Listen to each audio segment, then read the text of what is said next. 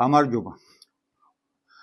უერთდებით სრულიად საქართველოს ულოცავ ხვიჩას ჩემპიონთა ლიგის ზედიზედ მოგებას. თავაზობთ ჰეროსის სახელის ეტიმოლოგიურ განმარტებას.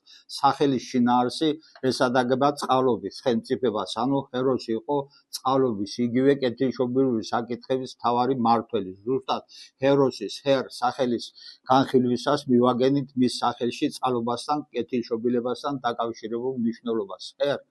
ძველი ზემოგერმანული ზედსართავის სახელი შედარებითი ჰერო ან ჰერორო ჭაღარა მოხუცი კეთილშობილი პატივცემული არსებობს შუმეროგრამაც ჰეჰი სიმბოლოთი, რომელიც იკითხება შუმერულიდან დუგ, იგივე გუდ, სასიამოვნო კარგი.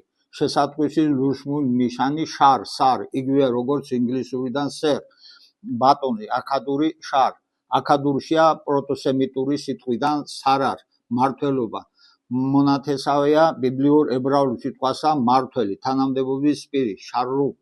მაშასადამე ჰეროსი გახდათ კეთილშობილების ხელმწიფებით აღჭურვილი პირი, რომლის თანამდებობრივი სტატუსი შეგვიძლია შევადაროთ ტრადიციების, მათ შორის რელიგიური წინაპრების მემკვიდრეობის მმართველობით აღჭურვილს, ანუ კულტურის მინისტრს.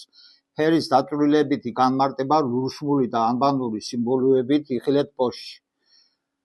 გადადით ჩვენს YouTube არხზე, უყურეთ ცელ ვიდეოს ამ საკითხზე და სხვა ვიდეოებს. გამოიწერეთ არხი, მოგწერეთ შეკითხვები და კომენტარები. დიდი მადლობა.